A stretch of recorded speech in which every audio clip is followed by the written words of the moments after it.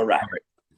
So, welcome everybody to another episode of These Shadows podcast. I'm your host, Trip Odenheimer. And today, the inner child in me is super excited to have with me Marcus Buff Bagwell. What do you prefer to go by, Marcus or Buff? That's actually a pretty good story. I got to tell. It, I have three. I have three names that I go by because of life. Um, for years, from childhood to till high school to graduation, I was Mark Bagwell. My Okay. real name is Marcus Alexander Bagwell, but Marcus was not a name I was called at my house. Marcus was when I was in trouble. Yep. It Yep. was like Marcus, and of course I would say Wattis, and then I got my brains beat out. But in school, man, it was Mark. So in comes pro wrestling, and Dusty Rhodes wants to use my real name. So the very first match I won at WCW versus Rip Rogers, the announcer, I remember Dusty Rhodes when I was not excited about my own name. I hated them using my real name. I wanted to be a gimmick. And I you got wanted to be middle a name too.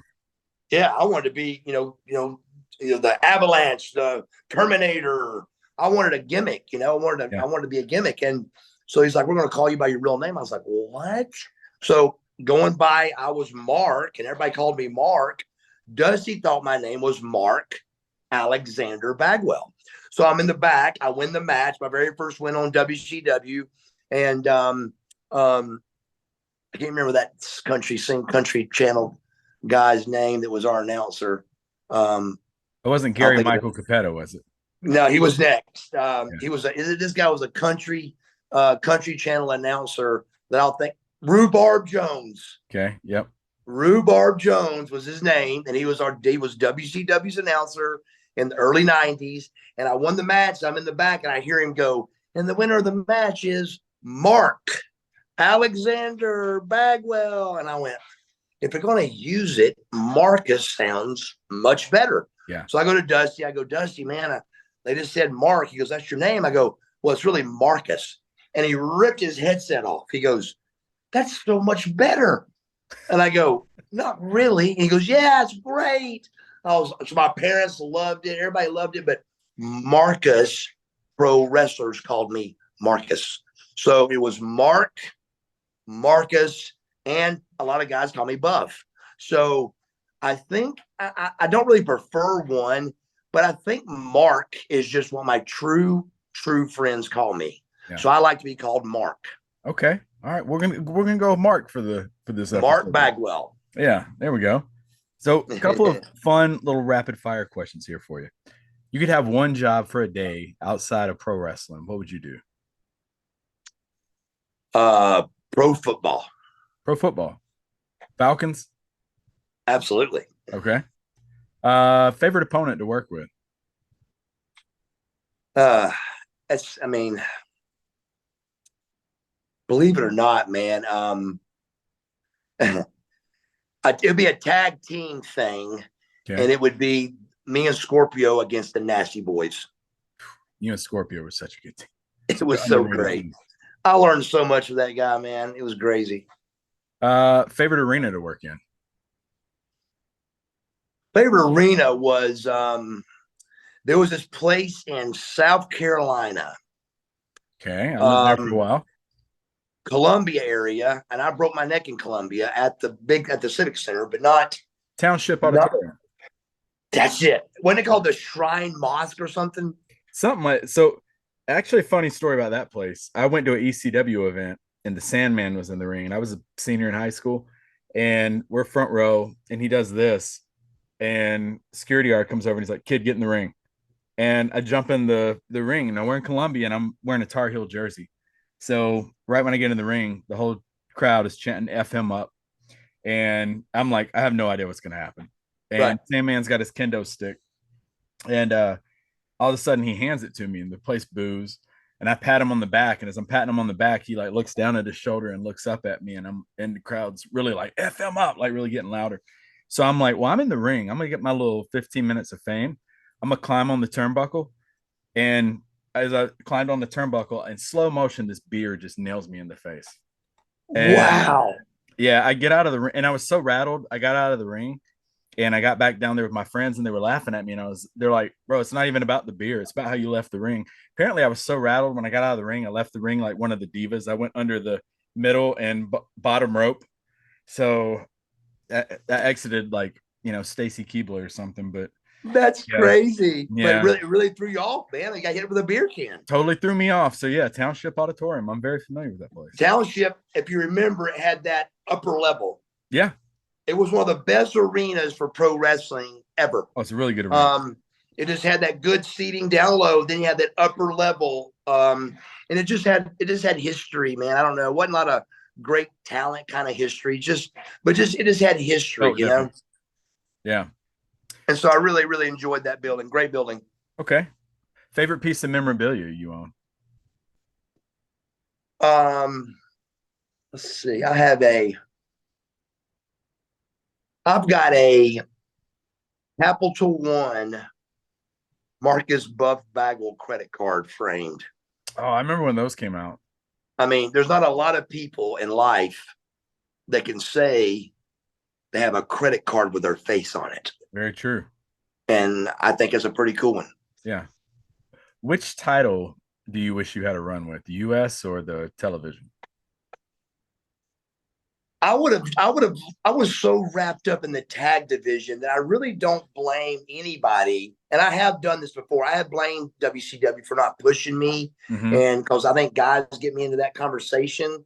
And it's true. I mean, I could have been somewhere else, but if you really think about it, to be a 5-time world tag team champion in 11 years, that's pretty good. Yeah. That's crazy. So there really wasn't a whole lot of time to be the world champion. There wasn't a whole lot of time to be the television champion, but I think it would have been great to have the US title and be the world tag team champion. Okay. I do think WCW fumbled by not having me in the running for one or the other. Yeah, you barely got any shots. I'm not mad at them over it because I was always in the mix with tag team stuff. Always. Yeah. I was 5-time champion with 4 different guys, bro. 4 different dudes. So that's big. I don't think it's ever been done. Nobody's ever proved me wrong anyway. I don't think it's ever been done. So 5 championships, 4 dudes. And so I was always in the mix, but I would have liked to have 2 belts on me. That would have been cool. That was unheard of back then. So let's go ahead and jump into your story here. So you were born, correct me if I'm wrong, January 10th, 1970, Marietta, Georgia. Yeah. And what were some of your aspirations as a kid? My parents, I had a different upbringing. Everybody's story always starts off real sad, and we were broke. And my story starts off much different. My story starts off. My life was wonderful. My parents were filthy rich. I was 5 years old, living in a house that was a mansion. The house on that show, Dallas, with the big white columns out front, almost like the White House. Yeah. Our house looked like that, swimming pool, tennis courts. This is the 70s and 80s, bro. We had tennis courts, swimming pool. We had a gym with a tanning bed in it in the 80s. That was unheard of. Yeah. We had a steam, sauna, whirlpool. We had a game room with the gigantic Miss Pac-Man and the gigantic Donkey Kong Jr. I mean, we had a game room. Yeah. It was crazy. I mean, pinball machine, the whole thing, man. Our parents were just very well off, and they owned a lumber company called Southeastern Building Supply. So me and my 2 brothers were going to work for the lumber yard. That was it. That was the final piece of the puzzle. Was we were well off, and we were going to stay well off, but we were going to work for our parents at the lumber company. Well, come into play, me and my 2 brothers were fantastic athletes. My oldest brother had a full ride to the University of Tennessee as a fullback for Sprayberry High School, and had a full ride at Tennessee, turned it down to work for the company. He could have gone and been a freshman at the University of Tennessee, starting all over again. But that's really hard to do for an 18-year-old when they can step right over here and just be rich. Mm-hmm. It was handed to us. It was work that needed to be done. Family business, yeah. But it was family business handed to us. We're going to be rich forever. And middle brother, same thing. No doubt about it. He'd been a pro baseball player. No doubt. I went to a tryout with my middle brother that was a 500-person tryout at Atlanta Fulton County Stadium. That was old Brave Stadium. Oh, yeah. And I was there with him. He was a catcher. In the major leagues, from catcher mitt to the second baseman for the tag, it's a 2-second average from mitt to mitt. His very first catch was 1-7, and all the scouts came out. His very first at bat, hit a home run. So out of 500 people, they asked 20 guys to come back for the second day tryout, and we went drag racing with my father. So it's just things like that would happen where we look back on it now and think how crazy they were, but were they? I mean, we were rich. We just didn't really. He was like to ride a bus at AA and AAA and work his way up, or be rich. So it was just really rare. It was a piece that you can't explain to people. And then here I come in the picture. I'm a senior, and my parents go broke. So football, baseball, all county, all state. My brother John, 2 state championships in wrestling. My brother Steve, full ride to Tennessee. All of that becomes relevant in 1988, which is my senior year. And we're going broke. It's over. And my dad goes, look, man, we're going down. And I got enough money to get you guys into whatever you want to get into. What do you want to do? And so my brother Steve wanted a gym. So my father gave him money to open up a gym. He opened up a gym called Muscle Connection. Fantastic gym. That's where I learned all my weight training skills from, was my oldest brother. He was very good at it. And then my middle brother, he wanted to do drywall. So my dad bought him a boom truck that does the drywall, sheetrock stuff. And he was good, called Bagwell Drywall. I'm a senior. I'm 18 years old. What do you want to do? I don't know. Yeah. What I want to do. I was great at sports, but a 1.8 point grade point average is not going to get you nowhere. 1.8 is not good. So what do I do? What I want to do? I wanted to be something in sports. So I thought some kind of trainer. What if I could be a trainer of some kind? Well, with a 1.8 and not wanting to go to college, I thought and got through knowledge and through checking, massage therapy would have been a way to get some kind of schooling under my belt with an income that could move me forward into some kind of sports medicine massage therapy for a pro team, sports trainer, sports is what I went for. I love sports. And so I did that. I went to the Atlanta School of Massage, and 10 months later, graduated #1 in my class and came out of the Atlanta School of Massage and got the #1 job in Atlanta called corporate sports. And the first day I went to work, the lady walked in, she saw me, and she turned around and walked out. And I went, what the hell's going on? Yeah. So we went out, me and my boss went out. Yes, ma'am. What's wrong? She was like, there's no way I'm taking my clothes off in front of you. So instantly we found out that my being in shape and my look may not be working for me in this capacity. It was going to be working against me.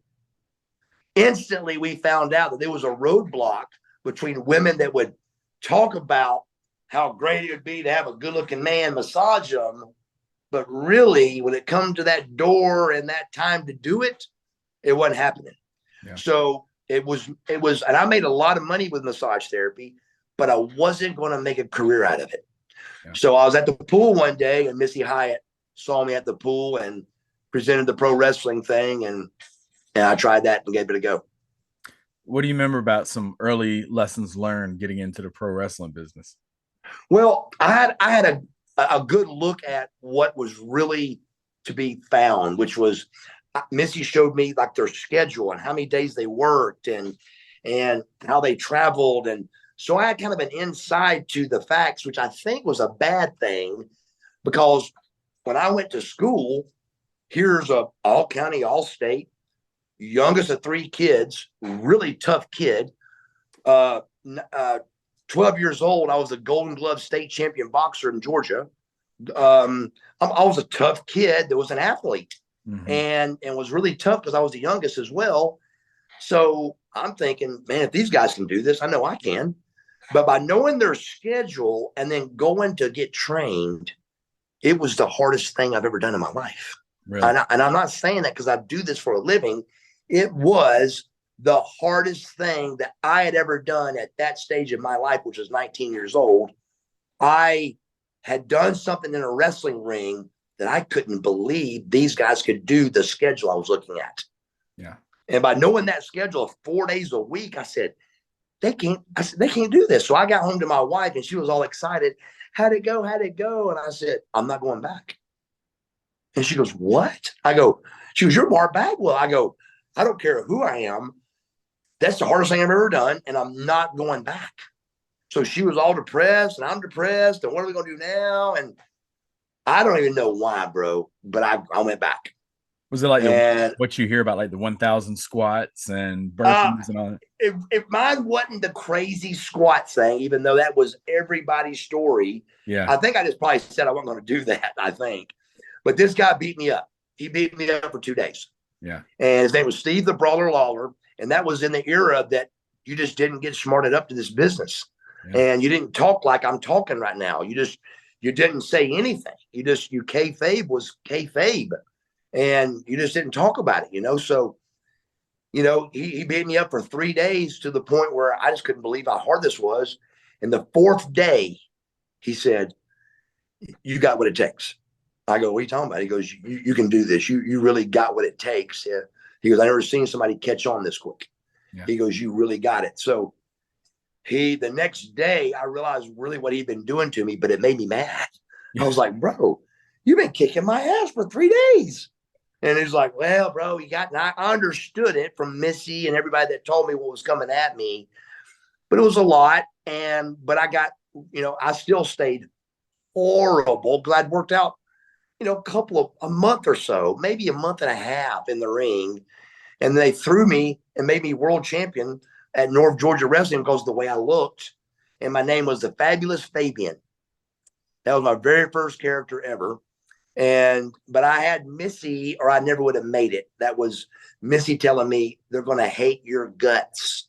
Mm-hmm. It's tough to fit in. You got to shake hands. You got to be nice. 99% of the reason I made it in pro wrestling was, no doubt about it, was my upbringing. I was a well-mannered kid. Yeah. I was truly a good kid. And if I hadn't been a good kid and wasn't cocky and an asshole and not well-mannered, I'd have never made it looking the way I looked and being as young as I was. I would have definitely been cast out right away. Yeah. But I was such a good kid that they saw that and they really took me in because I was such a good kid. And so I won everybody over because I was honestly a great kid. And so I fit in real quick and everybody liked me. So, but it was really tough. Man, it was a tough deal. But, the pro wrestling thing really is one of the toughest things I've ever done. So I had tons of respect for it, but the ability thing, man, really took a long time to get good at it. I mean, I left several shows as Fabian looking at my first wife going, what is it? And she goes, I don't know. I go, I can't figure it out. So it's really tough business, man. Talk to us about especially for non-wrestling fans who are listening to this, about day in, day out, traveling, trying to get workouts in, trying to get your meals in, showing up to TV. Like, what was an average day like for you? An average day for me, it set people aside, man. It was a big difference on how you looked in the ring compared to what your schedule was. And you could tell by the cars on who did what. If you hopped into me and Lex's car, you were going to eat, you were going to train, you were going to tan, and you were going to, you're going to make it to the show. But you're going to be on top of your game. Yeah. And so there wasn't many people hop in our car. So you had the party car, you had the people eat whatever they want car, you have different kind of cars. Our car was the workout we care car. And so not many people hopped in that one. But a typical day for us was we'd wake up, on the road. We'd wake up. It would be up, protein shake, straight to the gym. We did chest. We did one body part a day, but we do it 5 days a week. So our workout was chest, back, legs, shoulders, arms, 5-day routine. And we do one body part a day with 30 minutes of cardio. And so I was in the gym a couple hours, so 2 hours in the gym. Are you before or after workout cardio guy? If I wasn't on the road, it was cardio out of the bed. But on the road, it was you had to do cardio at the gym because there wasn't no gym at no cardio like in your basement or whatever. So it was up. You had to do everything at the gym, which is much harder because everybody hates cardio. Oh. And so they want to do cardio first to get it out of the way, but you shouldn't do cardio first because you're burning things out of your system that you need to push weights. Mm-hmm. So it's really bad to do cardio first. And I hate guys to hear that, but it's the truth. And so you're burning sugars and glycogens levels. You're burning a lot of stuff you need to push weights properly. So you need to do cardio always after. So we did chest, calves, or chest and abs, and then 30 minutes of cardio. And then you do you had at least 30. And sometimes we do 40, 45, but you had to do at least 30 to make it count. So by the time that was over, it's 2 hours. Boom, directly as soon as you finish, protein shake again. 50. So that's 100 grams of protein in by morning and then workout. Then hotel, shave, shower, ready, building at 12 o'clock. The rest of the day, you got to get your protein in. So it was catering. We always alternated our shake meal. So you've got a gram of protein in per body pound of weight. So I weighed 250 at the time. So it was 250 grams of protein in a day, every day of my life. So we did them at 50. Every time was 50 shake, 50 food, shake, food, equaling 250. And so after you get your cardio and workout in, which is huge, your day's over except diet.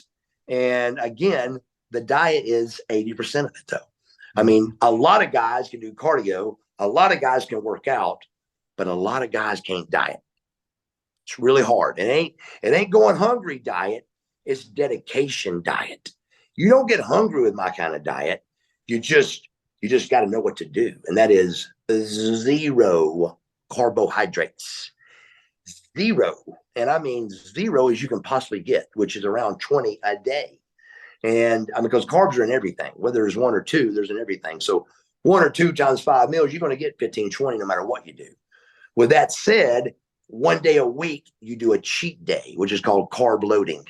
And with that cycle of doing it that way, that created Buff Bagwell.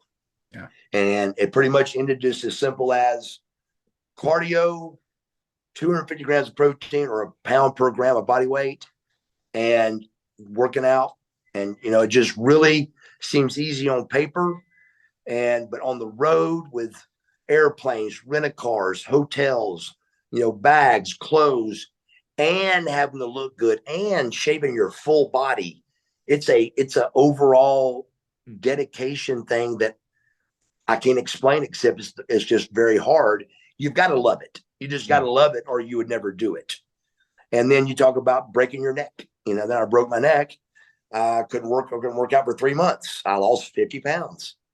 You got to come back from that. I made it back in 10 months in better shape than I was. Again, dedication to the diet and to the working out and to the training, to the doctors. And it's just so much involved that you want to pat yourself on the back, but you just ain't got time.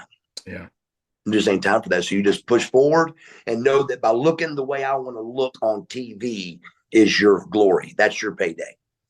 Yeah, I think the crazy thing that people forget too is with pro wrestlers, if they bump into Buff Bagwell out and about, you're meeting Buff Bagwell, regardless of what you're doing. Where you see Christopher Lloyd, you're not meeting Judge Doom or Doc Brown, you're meeting Christopher Lloyd. Right. So y'all really have to embody this all the time. And I definitely want to get into your characters here in just a minute. But WCW early on, like you said, you were with started out tag team special. They put you with Tom Zink, the late Tom Zink. Yes, Z-Man. What were some things you learned from the Z-Man?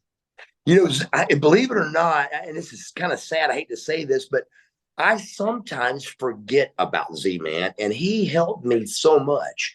My timeline as I got older, really, it kind of depressed me a little bit because it just seemed like it was 20 years and it was only 11.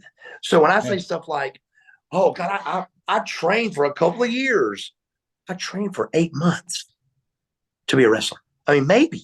Yeah. And then I go, well, God, I was a handsome stranger for a year. I was a handsome stranger for 3 months, and Global was gone. And I think, well, it took me 5 years to make it at WCW. It took me 2. So it really threw me off when I got older. It really did. It confused me.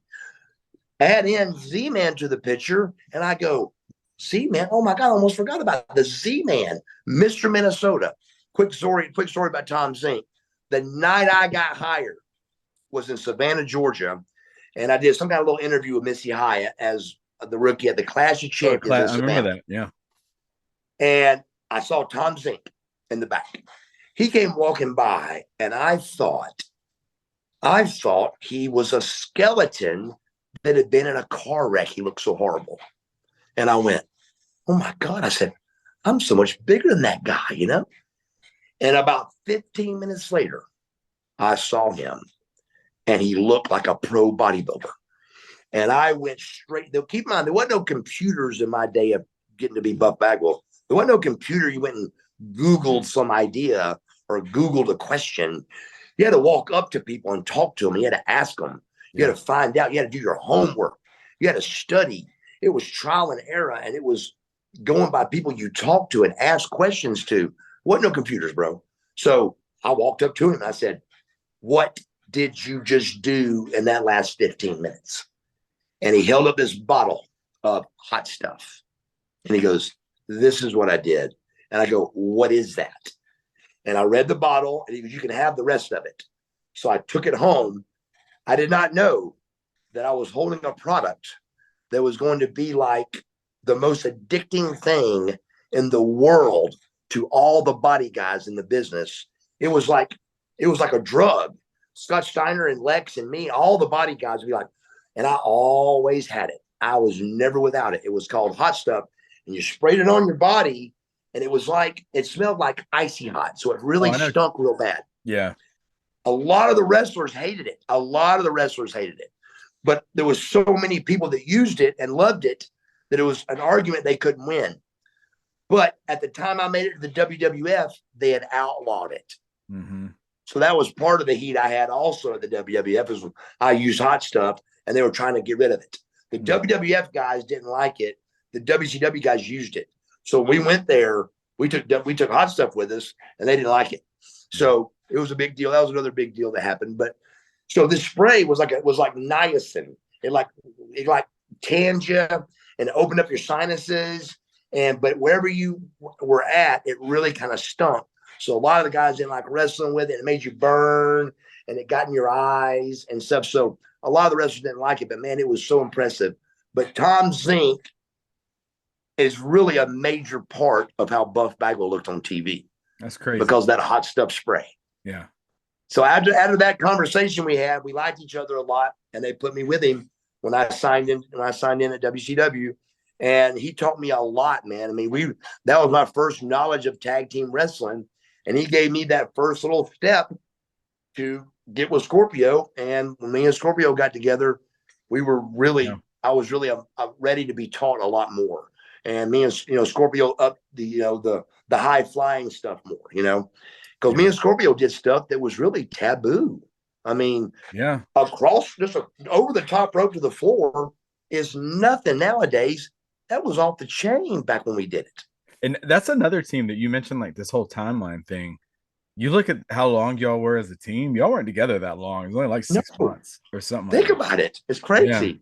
Yeah, it is. It seems like years, right? Yeah.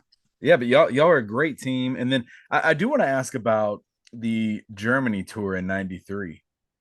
That with so many things happened with that, with Mick Foley's ear to Sid Vicious and Arn Anderson. What do you remember about that crazy tour? All of it. I mean, I forgot about this. You just realized, you just made me think about something that All of that happened on the same trip. Yeah. And also Alex Wright getting hired.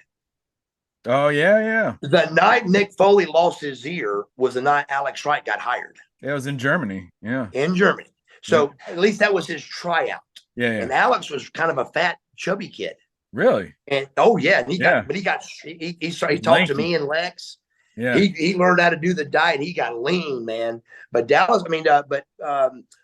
he was definitely a kind of a chubby. Alex was tall, but he was kind of a chubby, almost I'd say fat kid. He came over here and started eating pizzas and stuff, and didn't know he was really spoiled with delivery pizza, and he got really fat. But he tried out that night. Mick Foley tore his ear off, and then the bus ride with Arn and that was just what do you remember about that whole thing with Arn and Sid? My wife was with me on that trip. She had came with me, and so we were in the bar, and Sid Vicious and Arn. We've been on the road in about a week, and guys are starting to snap. So it was rough. It was hard to do, and bus rides, and so we got to the bar, and the boys started drinking. It started with arm wrestling. Rick Roode was arm wrestling some guys, and Sid, and I could just tell the way it'd been, how it was going. I said, "Baby, we need to go to the room. This is not going to be a good place. This is going to get a little rough." So we kind of got out of there. But I watched. She went to the room, and I went back just to kind of say goodnight and all that. So I watched a little bit more, and it got a little heated with Sid and Arn. And Sid said, "Look," he goes, "you old timers need to get out of the way. It's time for the new blood to come up. You guys are just in our way. Get out of the way, brother." And they went at each other, and everybody kind of broke them up. And Sid apologized, and he apologized and everything. And so everybody kind of went to their rooms and was going to call it a night. Arn's room was directly across from my room, directly, but there wasn't any eye holes in those doors. We were in Blackpool, England, is where we were. And there wasn't, it's a small little rinky dink hotel, but there was no eye holes. And so I remember hearing like something. I kind of got to the door, and then I heard what sounded like a car wreck. But what happened was Sid knocked on the door and was going to apologize to Arn. He's like, "Hey, Arn, I just want to apologize to you, bro. I really am. Open the door. I want to apologize to you." Sid has got his chair like this, waiting for Arn to open the door. So when Arn opens the door, wham! Sid hits him with a chair in the doorway. Chair goes to pieces. Arn falls into his room. Arn reaches. Comes Sid with a club. Goes to hit Arn in the head with a club. Arn stabs him in the waist with first. Scissors. Yeah. With scissors. He hits Arn with the head with one of those legs of the chair. Hits Arn with that. Knocks Arn down. Sid grabs the scissors and stabs him 20-something times. Everywhere. All over his body. Under his arm. Yeah. Everywhere. I don't know how it didn't kill him. About that time, I hear, keep in mind, that's probably 5 seconds.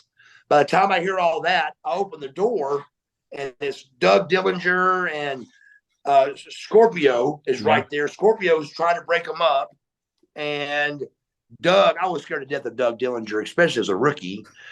He's like, "Get back in your room, Bagwell." So I close the door, and there's no eye hole. So me and my wife are like up against the door like this, listening, but we can't see anything. So we just hear the rest of the commotion. Finally open the door and talk to Scorpio and find out what happened. And they both went to the hospitals and both had surgery. On the same trip is where the Nasty Boys shaved the dude's head. Do you know that story? No, but now I'm interested. There was I can't remember the promoter's name. It's like Duncan or Gusten. It's something that Lex always used to make fun of, but I can't remember his name. But he was like the German promoter. Okay. And he's there. Well, the ring announcer was a very popular guy, and he was the ring announcer. Well, he was on the heel bus, which is Scorpio and Rick Rude and all the party wide ass open boys were on the B bus. The A bus was the baby faces. We're over there, playing football on the table, and singing, Yankee Doodle Dandy and things. Yeah, They're over there partying, and so we're hearing all these stories. We don't really know. Well, same exact trip with everything else that went on. So we're hearing after the Arn thing that we're getting fired. It's over. We're getting fired. So they flew over all the WCW staff and all the suits, and it was not good for us. We're getting fired. It's over. And so, so that night, the ring announcer got into a drinking contest with the Nasty Boys. And so he kept pushing it, supposedly the story I heard. Well, they actually ended up drawing a bunch of swastikas on his body. Oh my gosh. Shaved his head like this. Rump, rump, rump, rump. I mean, any way you could do it wrong, his hair was. I mean, it was the most horrible haircut ever. And they urinated all over him. Oh my gosh. Now, we were going to get fired before this. Now it's definitely over. Somehow or another, WCW wiggles out of it again, and me and Scorpio are wrestling the Nasty Boys. So they make an angle out of it. Him and, first of all, the dude and the promoter, the announcer that got his hair cut and peed on, and the Nasty Boys, they had to come to an agreement that, okay, we're sorry, or whatever they came to, and then they had to make that okay. And then after that, they made it an angle. So me and Scorpio and the Nasty Boys had the best match on the card, because he'd go out and he would tell the story in German what happened, and then take his hat off and let the crowd see what they had done. And it was so much heat. The crowd hated the Nasty Boys. Oh, I bet. Hated them. And then they announced Too Cool Scorpio and Marcus Bagwell. And then we go over every night. Oh, the crowd loved it. It was the best thing in the world. But we went from getting fired to everything was great. We had a great tour. Makes a good story. So the ear, Alex Wright, the ear, that story I just told you, the Orange Sid story, all that was the same trip, bro. Oh my gosh. Crazy. You've mentioned someone a couple of times. He's probably my favorite. Lex Luger's up there, favorite wrestlers all time for me, hands down. And incredible what he's doing today. Just absolutely incredible. Absolutely. But someone I got to ask you about. I hated him as a kid. Now that I'm adult, love him. Loved his character, Rick Rude. You got any like good Rick Rude stories? I got so many. But I'll give you a couple. Rick was to me just maybe he was a man. Oh, yeah. He was 100% man. I mean, struck a match on his face. I couldn't even imagine getting in a fist fight with him. I can't even imagine it. Yeah. I don't want to imagine it. He just looks like that kind of guy that would beat your brains out. He's just tough. He's a tough guy. He's a man. And I just had all the respect in the world for him. So here it comes, me having this kind of outlook toward him, how impressive and cool and tall and big and fast and good at what he done, an athlete and a badass and a professional arm wrestler and all these things I've heard and know. And I got to wrestle him for the United States Championship as a rookie. Yeah. So we go over the match downstairs and we get up to the ring and we're in the ring together and he's looking in my direction, but he's looking real mean. I mean, real mean. And so I look behind me, like, what is he looking at? I'm looking behind me. And when I look back, I realize he's looking at me.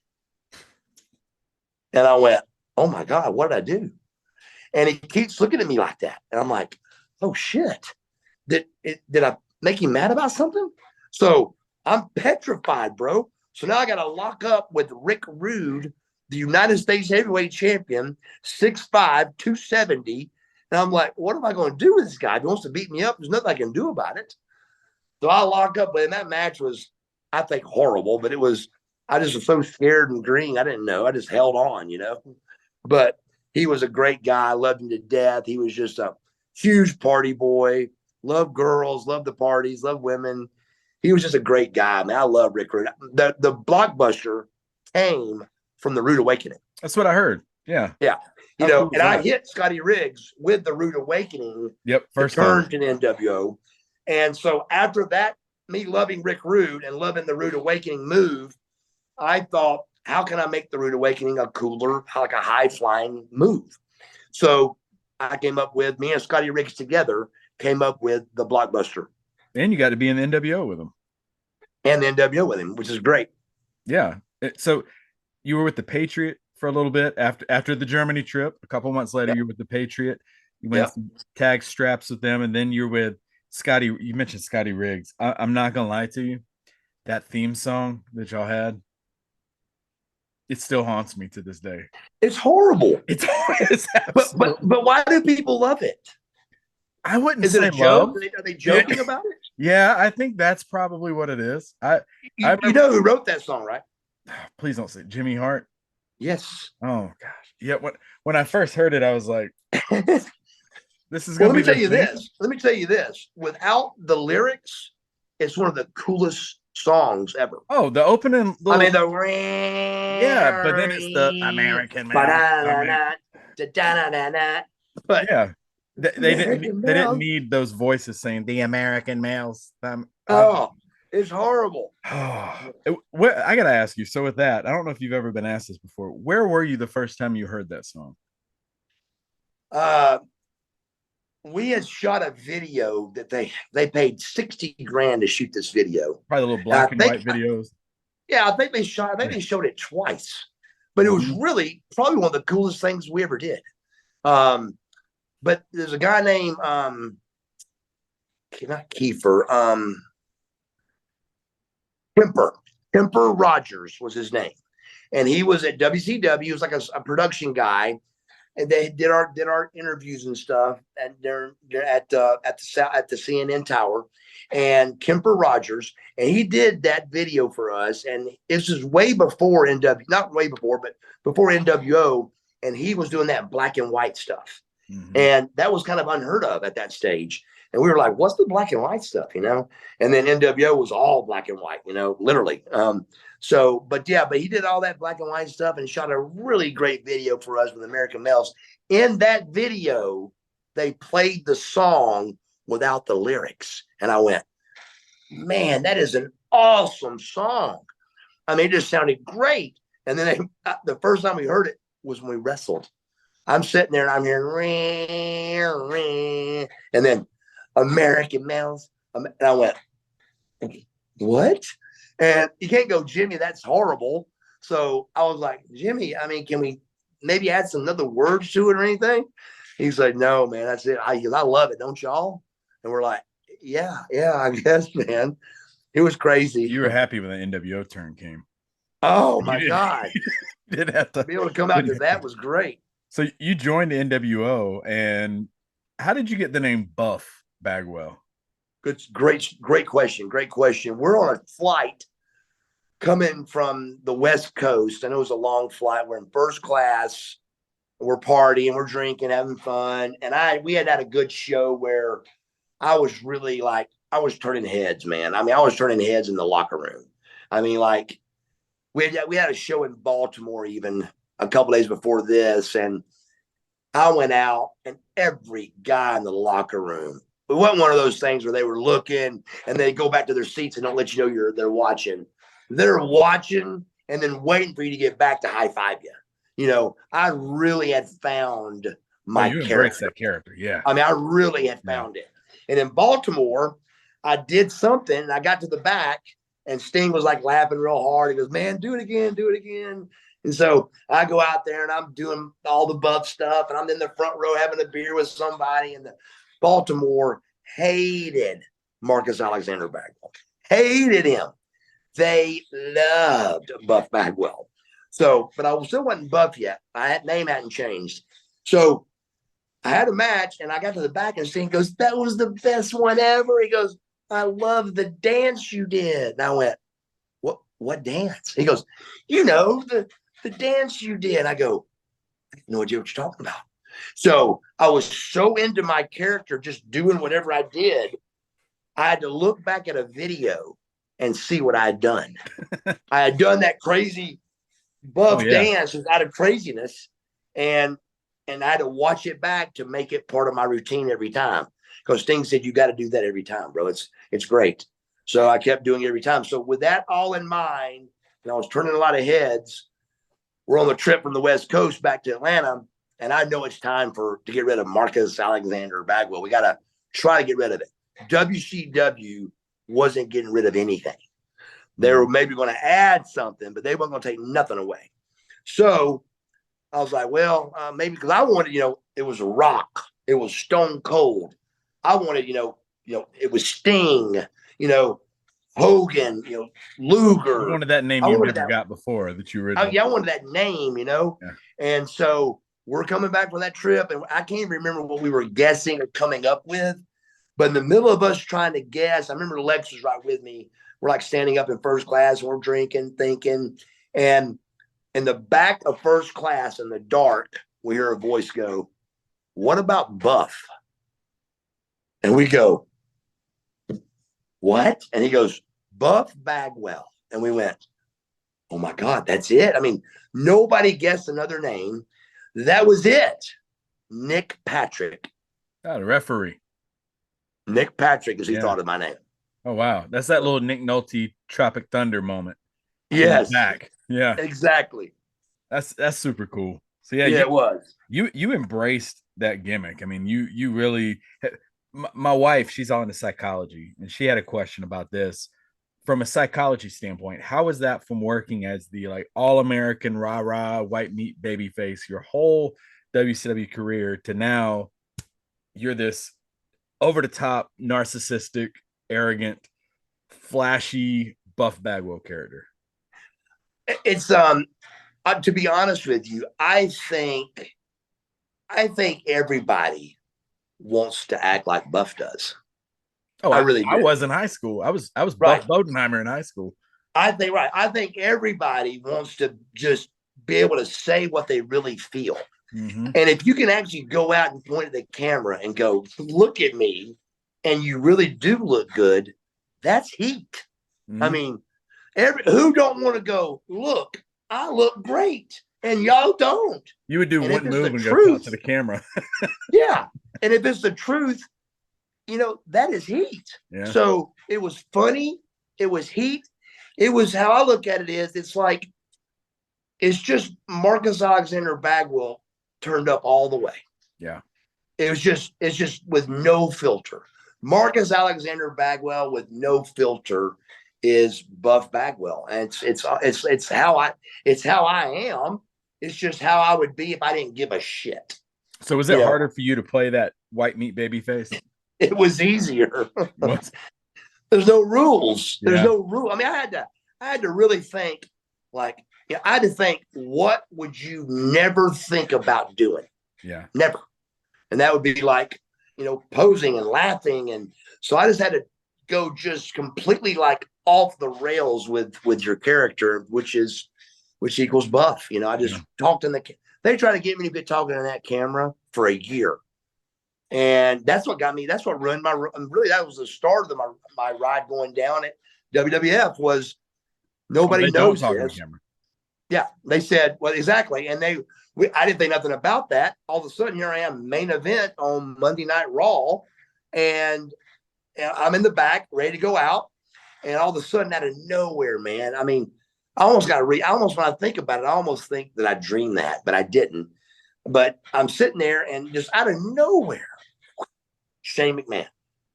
And I look, as soon as I see his face, I look to see if somebody else knows he's there. And I look, and of course, there's nobody. So nobody's going to believe the story I'm getting ready to tell you, but it's what happened. Yeah. Shane's there. My music's playing. And Shane McMahon goes, "You can't talk into the camera." And I said, "Shane, that's all I do." I said, "I talk in the camera, I pose, and I give you a decent little match." I go, "That's all I do." And he goes, "You can't do it or you're fired."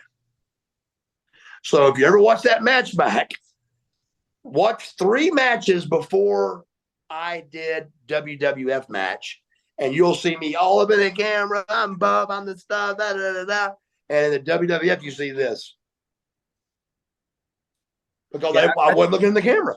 I thought you got kind of a. We'll get into the injury in a minute, but I thought it was kind of a raw deal. Since we're talking about it, the whole thing with WWE, because they put y'all thinking like Washington or something. It was somewhere like Tacoma. somewhere that WCW. I think it only had like one pay-per-view, but where Atlanta was, because I went to the Atlanta Raw the following week. Why not save you for Atlanta? That's what we said. put you there with Booker T, but yeah, you weren't in the WWE long. I mean, it was like 1 week, but what people I think tend to forget, you got out of your AOL Time Warner deal, right, to go join WWE. It was my agent was Brad Small, and which is still Dallas Page's agent, and he thought what I came up with, it was my idea, and I came up with it, and he thought it, and I thought it was brilliant. I had a lot of heat going into the WWF at the time because, the WWF didn't know me. All the rumors and stuff that all the WCW guys knew that, oh, that's just Bagwell. He's so funny. He's great. We love Bagwell. All that stuff, the WWF guys didn't know me. So hearing the stuff that they were hearing, they were like, what? He does what now? Now, the hard to get along with and all that crap I was hearing, I don't know. I mean, I know I wasn't, but maybe somebody thought it or said it or whatever. But regardless, there was heat and there needed to be fixed. So what I came up with is they had left owing me.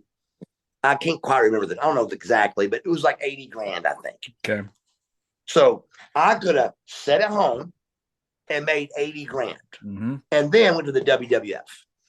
My idea was I was 31 years old, bro. I'm 31 years old in this industry, which is a baby, and I've got 11 years under my belt. So the least of my worries was money right now. I'm going to be rich, bro. I'm Buff Bagwell. We're good. We're okay. Well, so me making another 80 grand isn't going to make or break my day.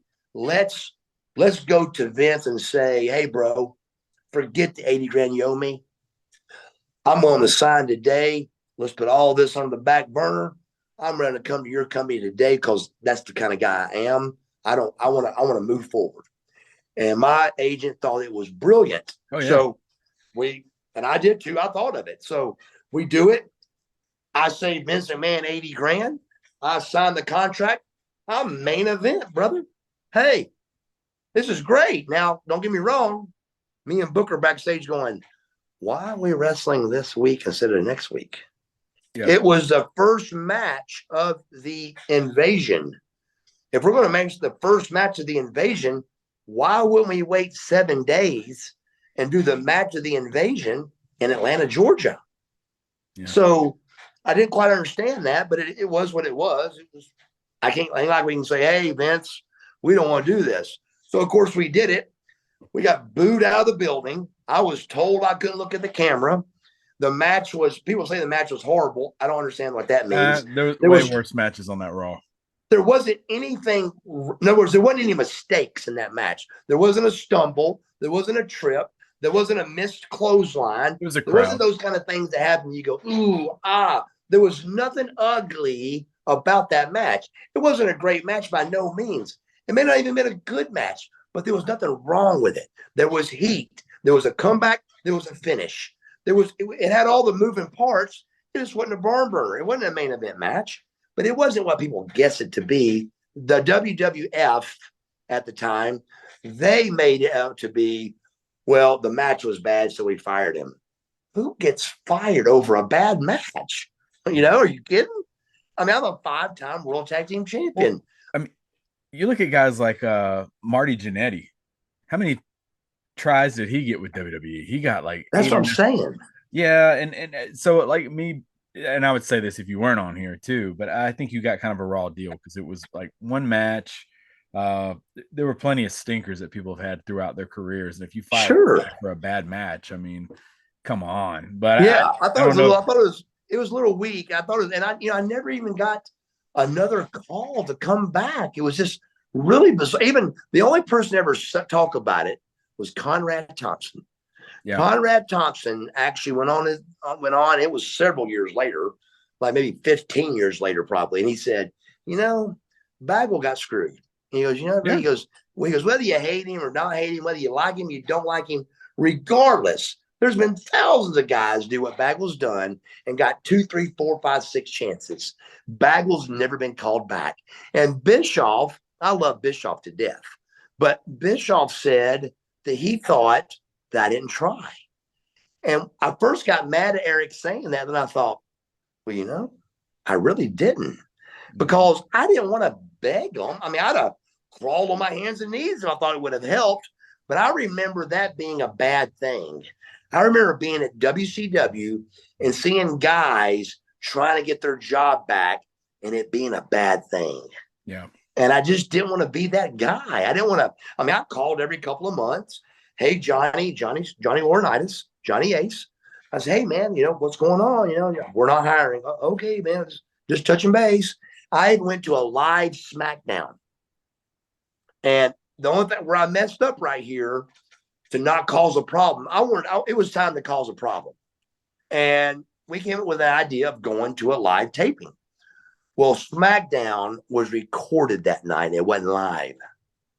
So instead of it being a problem, they just stopped taping and got me out of the building. Yeah. If it would have been a Raw, it would have worked.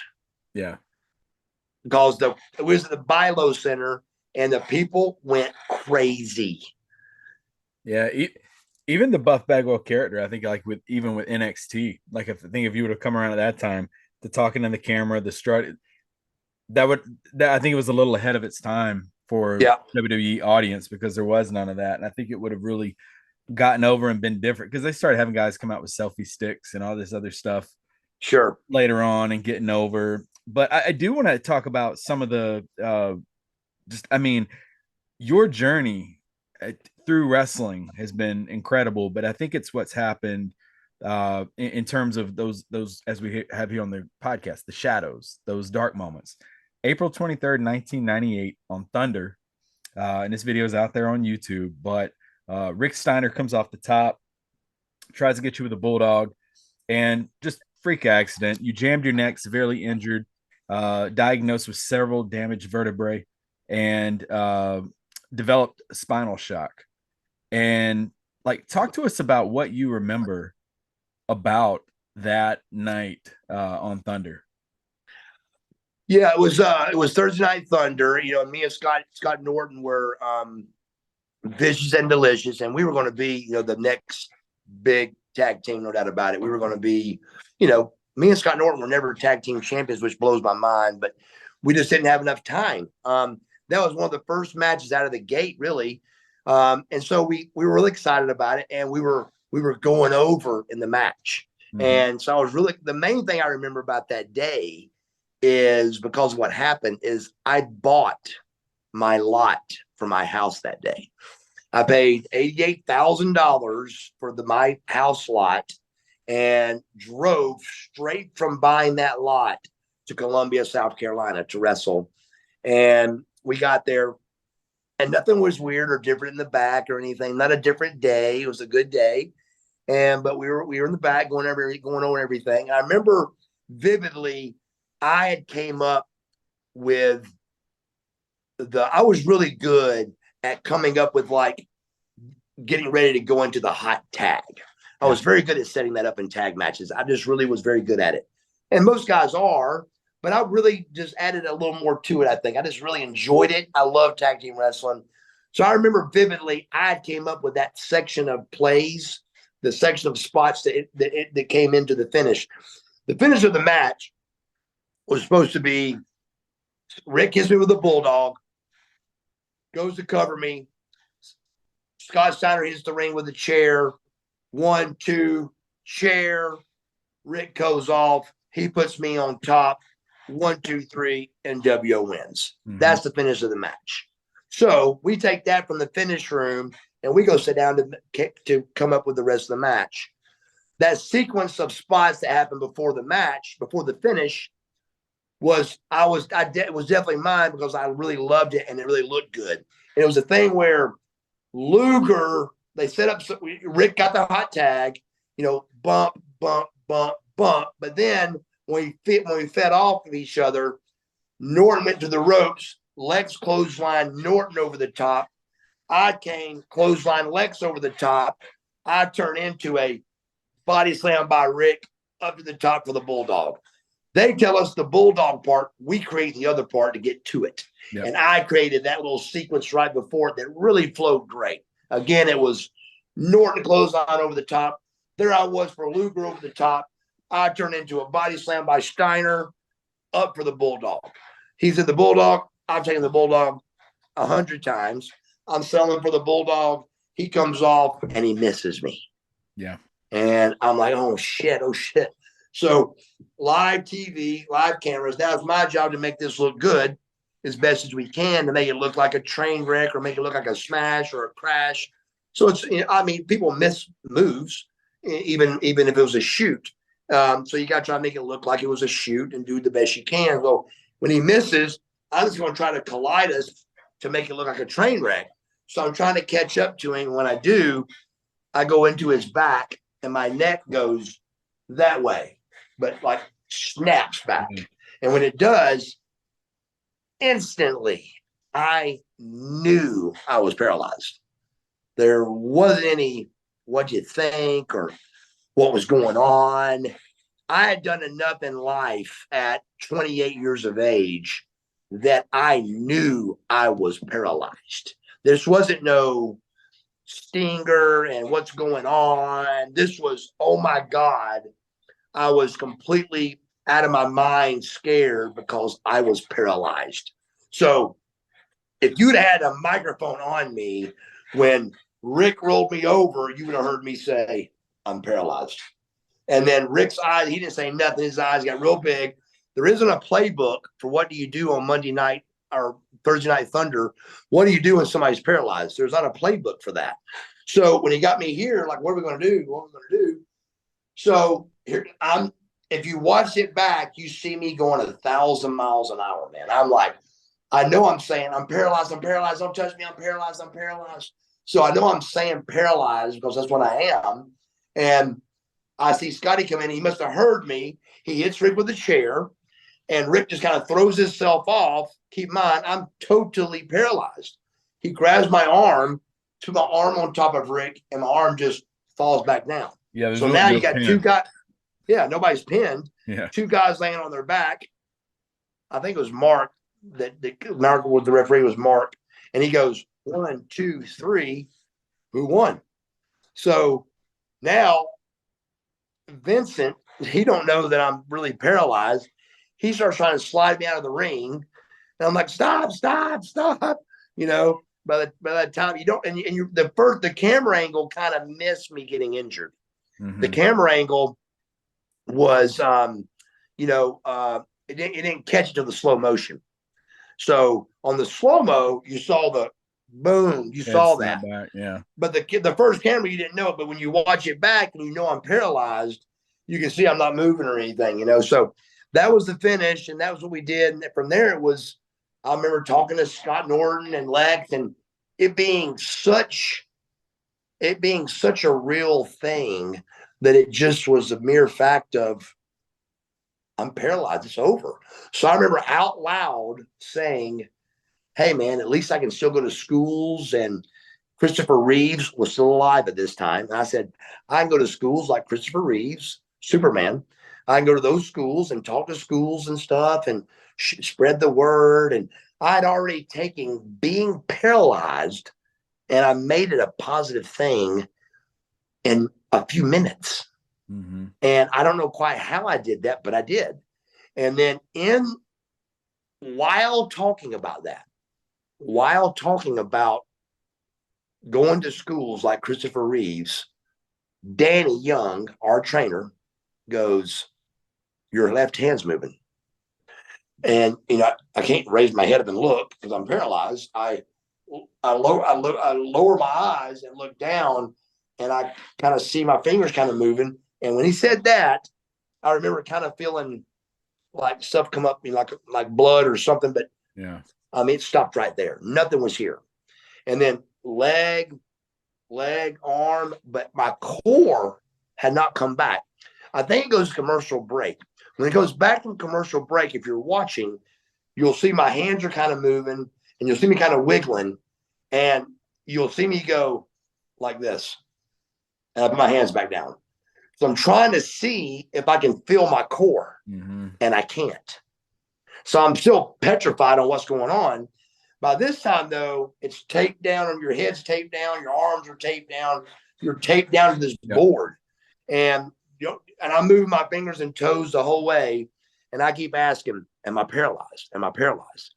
And they won't answer you because they don't know. So that's what they finally told me. The guy goes, man, we can't tell you anything because we don't know. So I quit asking. 3 hours later, the doctor comes in and goes, set up. And they're untaping me. I go, set up? He goes, yeah. And so I start trying to move and it feels normal and kind of move my head a little bit. And I mean, just think about it. You were just 100% paralyzed here and here. And all of a sudden you can move your arms. It's like God gave you another chance. It's crazy. All of a sudden I swing over my legs over. I can move my legs. And I said, what happened? Medically, what happened is at 3-4, where I broke my neck, the cervical disc hit my spinal cord. It hit it. And when it hit it, it bruised my spinal cord, is what they medically call it. And when it bruises, it swells. And when that swelling happens at that cervical disc, you feel like you're paralyzed. Yeah. And when the swelling goes down, you're back. So that's what happened. And then they got to go in and remove this. And cadavers in 1998 was brand new. So some doctors use cadaver stuff, some doctors didn't. My doctor didn't. So they shave your own hip off and they put your own hip in where the cervical disc went, plates and screws. So I got 2 plates and 8 screws in my neck. I'm fused at 3-4 and down at 6-7. Wow. While they were in there, they saw that 6-7 was messed up a little bit too. So they fixed both while they were in there. Wow. And you talk about getting second chances. 14 years later, there was a car accident that you were involved in. And then 2020 as well, you were involved in another car. Now you are, I mean, crazy what you've been through. And now on this battle of, fighting off sobriety or sober. Yes. How long? 8 months. Congrats Yeah, thank on you. that. When was that moment with you where you went from, all right, I am on a fast track down the wrong road, to, if you listen to anybody talk about you, especially like within the past year, they're like, oh my gosh, we're pulling for this guy. This is so good to see what he's turned his life into versus where it was going for, it seems like years there. It was years. Bro, Yeah. I'll be honest with you. I lost 20, but it's not because of drugs and alcohol. I truly lost 20 just because of life. I mean, I think I lost 20 because of the WWF thing, the WWE thing. I think that caused me to lose 20. What did that do to your psyche? Dude, I was rattled, bro. I mean, how do you end a WWF run, WWE, whatever you want to call it? How do you end that as a 31-year-old, top 5 best bodies in the business, Buff Bagwell type run? How do you swallow that? I mean, I didn't know how, so I swallowed it with alcohol and pills. I didn't know how else to do it. It just seemed like the way to do it. So, and I had spurts of trying to clean up during that, but not successful. 2012, that wreck came from me getting clean. I had a withdrawal seizure and flipped my Jeep 6 times in Woodstock. And then 2020 though, I'd gotten, messed up again, was drinking again, and wrecked my Tahoe in the back of a building back there. And so it just craziness. Hold on one second. Oh man. Can you still see me? Yep. Oh, good. So yeah, it was just crazy. It just but after this time it was like, it was just time to get clean, man. It was just time to get clean. I actually hurt myself this time bad. And I'm still hurt. I'm getting a knee replacement this month. It's actually the beginning of next month, June, the beginning of June, first week of June. I'm getting my knee replacement done. So 3 years of torture from that damn wreck of trying to get my knee back. And what happened in the car wreck was my knee, my patellar tendon, my kneecap exploded in the car wreck. In the car wreck, I was Xanaxes and alcohol. I blacked out and ran through a building behind Cumberland Mall. And Dallas and my niece got into my life and said, look, either you get cleaned up or we're out of your life. And so I was ready, though. I think they thought I was going to put more of a fight up, but I was ready. I was like, let's do it, So I got clean, went to Black Bear recovery in North Georgia here. And then this time the difference was I really took a full 120 days. I did the aftercare at a place called Tengu. I did it different this time. I did what people say work, and I don't like being a follower, but in this time it seemed like following was the right way to do it. Yeah. So I followed the path of people that have been successful, which was 90 meetings in 90 days. Do the 90 days after rehab and stay clean for 90 more. So it ended up being 120 days. Get a sponsor. All the things you're told to do, I had never done before. I just tried to think, well, I get sober on 30 days, I'll be fine. But you can't. You really need to do the aftercare. And this time I did. Yeah. And one thing I definitely want to bring up too is, we have a lot of people on the podcast who have conquered it, but they always say the same thing. It's not like you conquer it, you reach a certain number and you're like, it's done. It's a constant battle each and every day. And it's something that, you mentioned like the discipline of going and working out and doing all this other stuff. This is like your new form of that discipline, is having to, follow this and adhere to this. Sure. And, another thing that was kind of a blow to you, wrestling fans definitely very familiar. You're probably the only person whose mom has been a WCW tag team champion. Hey, if wrestling was real, bro, my mother would still be the tag team champion of the world. Oh, I bet. And her and Rick Steiner, when WCW went out of business, her and Rick Steiner were tag team champions. Yeah. So there's actually a picture floating around with that. What do you think your mom would say to see like where you're at right now, with you're cleaning things up, you're starting to get this new breath of fresh air into you, finding faith and everything? What do you think she would say about where you're at today? Man, that's a great question. Nobody's ever asked me that. And that's a great question. One I never even thought about. But I know my mother, first of all, my mother was always about, her baby boy, or all three of her boys never did anything wrong. If I murdered 100 people, she'd be like, he didn't do that. He's not, no way, not my boy. And she was big on that. So I guess I never thought of that because of that reason, but she would definitely embrace it fully.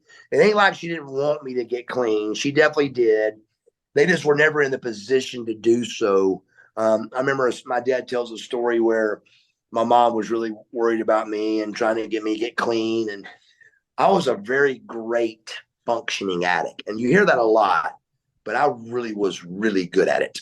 I kept my house perfect. I was making great money. I had great, big, nice cars and motorcycles, and everything was clean and perfect, and oil changes, and my body was perfect, and I was in shape, but I was a drug addict. So my mom was like, we got to talk to him, to my father. And my dad's like, what do I say to him? His house is perfect. He goes to the gym every day. He does everything he's supposed to do. He goes, and we work for him, Judy. He goes, what did he say to him? I can't, what do I say? So they were never in position. The closest they ever got to getting me to listen was they showed how much money I was spending on pills and alcohol. And it was a crazy number, but it still wasn't big enough. I was making money, so it didn't matter. Yeah. So it finally, this go around, it was finally time to get clean. So I got clean. Yeah. Yeah. I definitely know she's smiling, seeing where you're at today. And no doubt, man. I can just see her as you were asking the question. I was like, I can just see my mom being so happy. But my mom, like, again, she made everything good. But man, this would have been a big deal to her, a big deal. And that means a lot to me. When people mention your name 30 years from now, because it's out there, you're out there, you had a legacy in WCW, you're one of the stalwarts of WCW. When people mention Buff Bagwell, what do you want them to say about you? I want them to say he was genuinely a super nice guy. And that means a lot to me, man. Just like I'm dating a girl right now that's her son-in-law, so her daughter's husband, saw me 25 years ago at Atlanta Airport. And as soon as he said that, I went, oh boy, like what did I do? But truthfully, if you'd have paused the story and asked me, how do you think this is going to end? For $1 million, how is this going to end? For $1 million with it paused, I would have said, it's going to end where I was extremely nice. But I didn't know. So, match play, he goes, man, we were looking at you and we were scared to talk to you. And you actually came up to us and started talking to us. And you were just so cool. I go, oh, thank God. He goes, and then you mailed us each an 8x10. Oh, wow. And I went, right on, Buff. Way to go, buddy. So that, again, though, that little story that meant so much to me could have been, man, we met that Buff guy one time, and man, he was so mean and ugly, and it killed it for us. I just cared about that so much that you just don't hear that. If you hear something bad about Mark Bagwell, I'd be willing to bet my life that person never met me. Yeah. I bet it's something he heard. And if you really did your homework, it's something that just a rumor or something that was said from somebody that told them something. I just never had somebody meet me and talk bad about me. I never have. Yeah. So that means a lot to me to be able to say, you know what? Buff Bagwell is a good guy. And that means a lot to me. And that's all I've ever heard before talking to you. And I've talked to you several times now, even today. You were so nice about telling me, hey, read the freaking thing before we jump on this call. So nice to me about that. And then I said, and let me know if you didn't, Yeah, it's just the nicest response. But no, I definitely appreciate you taking time to do this. What final comments you got for our listeners? Man, just thank you guys so much for just even caring about what Marcus Buff Bagwell's doing. And it means so much to me to tell the story. I'm staying real busy right now. I love it. It's great. I'm 8 months sober. I think it's fantastic. The best way to get in touch with me or see what's going on with me is marcusbuffbagwell.com. That's my website. That'll take you to all my Twitter, Facebook, Instagram stuff. And then marcusbuffbagwell@gmail.com is my email address for any kind of booking information. So I'm easy to reach. I'm easy to get in touch with, man. And I just love all the fans. I love this business. I love wrestling. I love it so much. And so I just love being around it. I'm training my niece right now. So, Wow. I'm thinking I'm hoping we'll get a little, I know I'm going to get a run with her in the business. She looks like a rock star, and she's an ex-Atlanta Falcon cheerleader.